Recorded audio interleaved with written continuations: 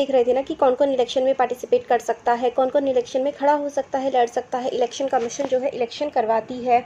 और अब हम इसमें देखेंगे कि पॉपुलर पार्टिसिपेशन मतलब कौन कौन लोग वोट करते हैं और कितने लोग हमारे परसेंटेज ऑफ पॉपुलेशन में कितने वोट करते हैं।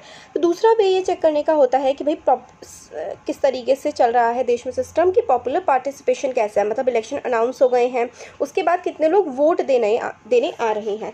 अगर इलेक्शन प्रोसेस फ्री नहीं होता है ना तो लोग नहीं करते हैं फिर वोट। वो कहते हैं कि हमारे वोट का तो फ़ायदा ही नहीं होगा। बट इंडिया में पार्टिसिपेशन काफ़ी अच्छा रहा है। अगर देखिए यहाँ पर हमें ईयर दिया गया है 1991 में इंडिया में कितने परसेंटेज थे, लगभग 56% लोगों ने वोट किया था। और उसी टाइम पर 1991 में यूके यानी कि यूनाइटेड किंगडम, अंग्रेज जो थे उनके देश में 78% वोटिंग हुई थी। और अगर अब हम देखें यूके में तो ये वोटिंग परसेंटेज 66 हो गया, यानी कि पहले से कम हो गया, बट इंडिया में बढ़ गया है। इसका ये मतलब है अब ज़्यादा लोग वोट देने जाते हैं।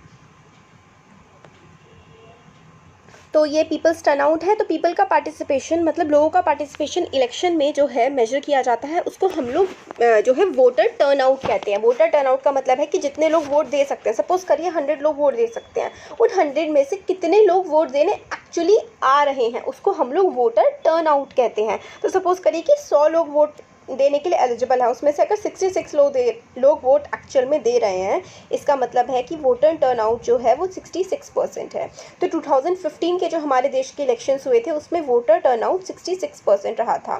तो टर्नआउट इंडिकेट करता है कि कितने एलिजिबल वोटर्स हैं जिन्होंने एक्चुअल में वोट दिया है। लास्ट 50 साल से टर्नआउट जो है यूरोप में, नॉर्थ अमेरिका में कम हुआ है और इंडिया में अब ज़्यादा लोग वोट देने लगे हैं।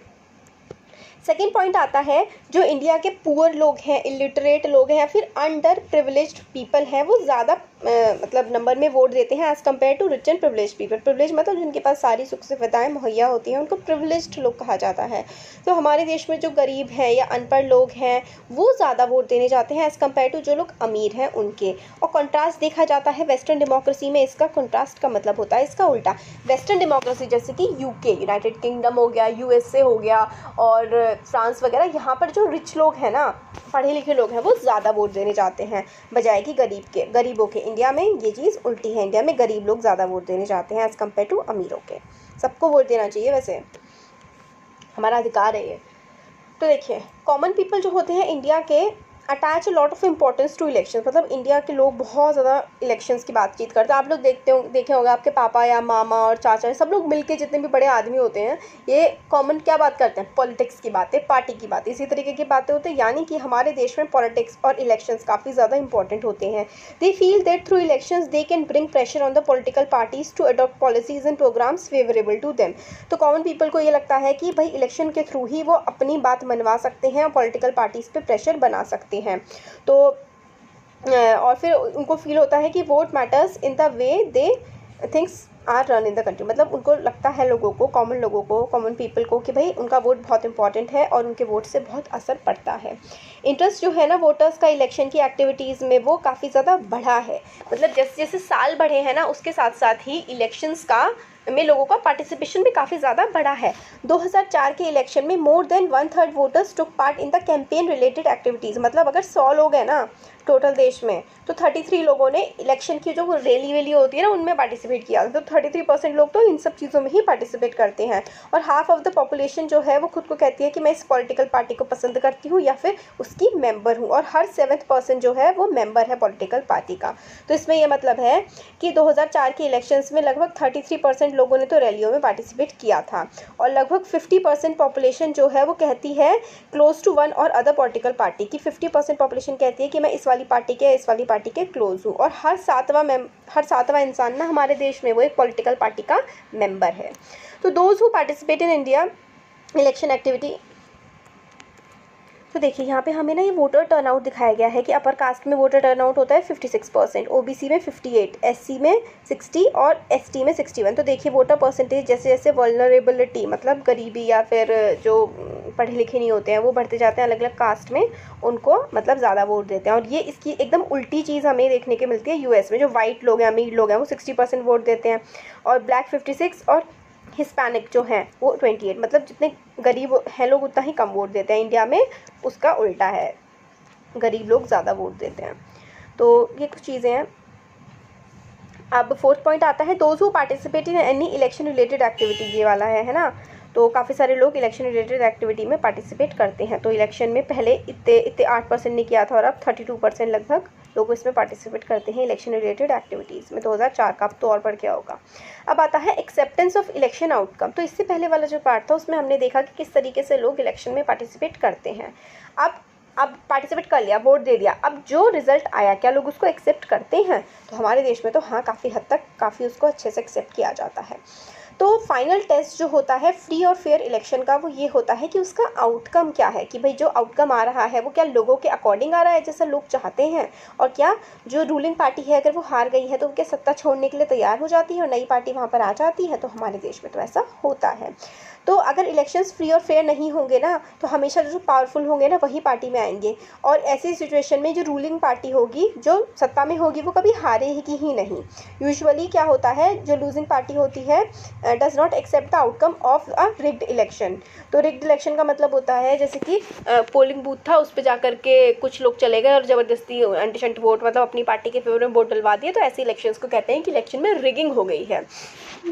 तो हमारे देश में जनरली ऐसी केसेस काफ़ी हद तक कम होते हैं, इसलिए हमारे देश की जो डेमोक्रेसी है वो स्ट्रॉन्ग है। तो यही बताया गया है कि outcome of India's elections speak to itself. तो इंडिया के इलेक्शंस के outcome, ruling party routinely lose elections in India both at the national and the state level. In fact in every 2 out of 3 elections held in last 25 years the ruling party lost.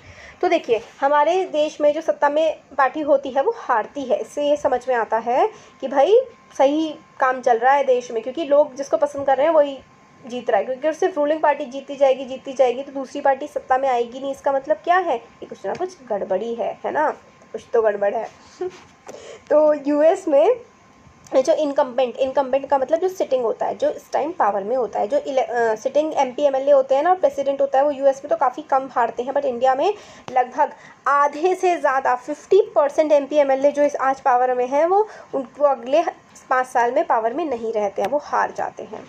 Candidates who are known to have spend a lot of money on buying votes are those with non criminal connections often lose elections. तो हमें पता लगता है कि वो बहुत पैसा लगा रहा है, उसका कोई ना कोई क्राइम कर रखा है, तो हम देखते हैं कि वो इंसान हार भी जाता है ज़्यादातर। और बहुत ही कम लोगों को अगर हम हटा दें जिसको हम नहीं देने देते हैं, वोट नहीं देने देते या फिर इलेक्शन में खड़े नहीं होने देते, ज़्यादातर लोग जो हैं वो लड़ सकते हैं इलेक्शन। और लोगों का जो आउटकम है ना, मतलब इलेक्शंस का जो आउटकम है वो लोग एक्सेप्ट करते हैं, और जो पार्टी हार जाती है ना वो भी मानती है कि हाँ भाई हमें गलतियाँ रहीं, हम हारे हैं। तो जैसे कि ये प्रेस कॉन्फ्रेंस में कह रहे हैं नेताजी ये कि भाई प्रेस को ये क्या बताने की ज़रूरत थी रिपोर्टर्स को कि हमने उन्हीं को ही वोट दिए हैं जो जीतेंगे अपने रिश्तेदारों को। तो ये सब बातें ऐसी है बस। अब आता है challenges to free and fair elections. ये चीज़ काफ़ी इंपॉर्टेंट है, ये वाला जो पार्ट है ना, आपके एग्जाम में इससे क्वेश्चन आ सकता है कि चैलेंजेस क्या है कि फ्री और फेयर इलेक्शंस। अब देखिए चैप्टर खत्म हो गया। फ्री और फेयर इलेक्शंस करवाने के चैलेंजेस क्या क्या हैं, क्या क्या दिक्कतें आती हैं अच्छे से इलेक्शंस करवाने में।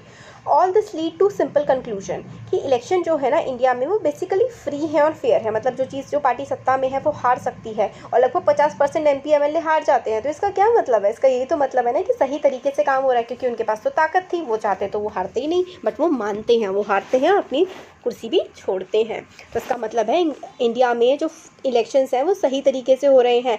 पार्टी जो कि जीतती है ना इलेक्शन को and form government does so because people have chosen it over it's rival. Party जीतती है, सत्ता बनाती है, सरकार बनाती है, तो क्योंकि लोगों ने उन्हें चुना होता है उनके विपक्षी दलों के मुकाबले। ये हर कॉन्स्टिट्यूएंसी में हो सकता है सही ना हो, हर इलाके में सही ना हो। कुछ कैंडिडेट ऐसे भी होते हैं वो सिर्फ और सिर्फ इस पैसे के और पावर के दम पे जीत जाते हो, बट ओवरऑल जो होता है ना वर्डिक्ट जनरल इलेक्शन का वो पॉपुलर रेफरेंस पे ही होता है। हाँ बहुत सारे इलाके होते हैं कि ज़बरदस्ती मतलब लोगों को पैसा वोट खरीद लिए जाते हैं, होता है ऐसा। बट अगर 500 सीटें हैं तो 500 में से शायद 10 सीटों पे होता हो, बाकी 490 सीटें तो फेयर ही है ना। तो हम मतलब ओवरऑल फेयर ही इसको मान सकते हैं। कुछ एक्सेप्शंस के अलावा लगभग जो 70 साल में ना हमारी कंट्री में वो इलेक्शन अच्छी तरीके से डेमोक्रेटिक ही हुए हैं। येट पिक्चर जो है वो काफ़ी ज़्यादा अलग लगती है। कभी अगर हम कुछ और डीपर क्वेश्चंस पूछें, are people preference based on real knowledge, क्या लोग सच में सही नॉलेज के हिसाब से ही वोटों को मतलब लोगों को चुनते हैं, अपने वोट देते हैं? क्या रियल चॉइस दिखती है हमें वोटर्स की? इस election really level playing field for everyone? क्या हर किसी के लिए इलेक्शन मतलब इतना ही आसान होता है, या जो अमीर लोग हैं उनके लिए इलेक्शन लड़ना ज़्यादा आसान होता है? क्या ऑर्डिनरी लोग लोग भी ये सोच सकते हैं? क्या वो सोच भी सकते हैं कि वो जीत जाएं? ये सारे के सारे क्वेश्चन काफ़ी सारे लिमिटेशंस भी लेकर के आते हैं और चैलेंजेस भी लेकर के आते हैं इंडियन इलेक्शन सिस्टम के हिसाब से। और इसमें इन चैलेंजेस में क्या क्या हैं? ये है कि candidates and parties with a lot of money may not be sure of their victory but they do enjoy a big and unfair advantage over similar parties and independents. तो हो सकता है, ऐसा ज़रूरी नहीं है कि जो पार्टी पावर में है या फिर जो अमीर लोग हैं वो जीत ही जाएं, बट उनके पास ज़्यादा एडवांटेज होता है, उनके पास ज़्यादा प्रेफरेंस होती है एज़ कम्पेयर टू उन लोगों के जो लोग गरीब हैं, है ना। जो अमीर लोग पैसा खर्च करते हैं, रैलियाँ करते हैं, तो उनके ज़्यादा चांसेस होते हैं कि वो जीतेंगे एज़ कम्पेयर टू जो गरीब या फिर नॉर्मल लोग होते हैं, फिर छोटी पार्टीज़ होती हैं। इंडिपेंडेंस वो होते हैं जो किसी पार्टी से खड़े नहीं होते, अपने दम पे ही खड़े होते हैं इलेक्शन में। नेक्स्ट है, कुछ पार्ट में हमारी कंट्री में काफ़ी सारे कैंडिडेट्स हैं जिनका क्रिमिनल कनेक्शन रहा है, able to push others out of electoral race securing a ticket from major parties. तो बड़ी बड़ी पार्टीज़ ऐसे ऐसे लोगों को, बाहुबली लोग जो होते हैं जो अपनी चला सकते हैं, उनको टिकट दे देती है। तो ये भी चीज़ हमारे लिए, मतलब हमारी डेमोक्रेसी के लिए ठीक नहीं है, क्योंकि जो फेमस और बड़े बड़े चाहे क्रिमिनल्स हो, अमीर लोगों को ही पार्टी का टिकट मिलता है। Some families tend to dominate political parties. Tickets are distributed to relatives from these families. तो कुछ political parties बताने की ज़रूरत ही नहीं है आपको, चाहे देखिए चाहे बीजेपी हो चाहे कांग्रेस हो, हर पार्टी में वो ना परिवारवाद तो बहुत ज़्यादा है। वेरी ऑफन इलेक्शंस, ऑफन यही नहीं और भी पार्टीज़ में सब में होता है। Very often election offer little choice to ordinary citizen. भाई हमारे पास चॉइस ही नहीं होती, सारे के सारे लोग एक जैसे होते हैं, चाहे वो मेजर पॉलिटिकल पार्टी हो चाहे छोटी हो बड़ी हो, एक दूसरे जैसे, मतलब कोई क्या ही डिफरेंस होता है, उनकी पॉलिसी हो उनके काम हो सब एक जैसे होते हैं, ज़्यादा कुछ अंतर उनमें नहीं होता है। स्मॉलर जो छोटी पार्टी होती है और इंडिपेंडेंट कैंडिडेट होते हैं उनको काफ़ी ज़्यादा डिसएडवांटेज होता है बड़ी पार्टीज़ की वजह से, क्योंकि बड़ी पार्टीज़ अपने पॉलिसीज़ को ज़्यादा दिखा पाती हैं, छोटी पार्टीज़ ऐसा नहीं कर पाती हैं। ये चैलेंजेस एग्जिस्ट करते हैं इंडिया में ही नहीं बल्कि जितनी भी डेमोक्रेसीज़ हैं दुनिया में, सब में यही चैलेंजेस एग्जिस्ट करते हैं। These deeper issues are matter of concern for those who believe in democracy. ये सब इशू उनके लिए है जो डेमोक्रेसी में बिलीव करते हैं। That is why citizen, social activist and organization have been demanding reforms in electoral system.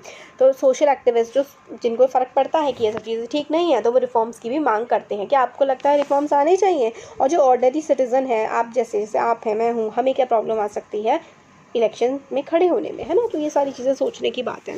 यही हमारा चैप्टर था, काफ़ी बड़ा चैप्टर था ये।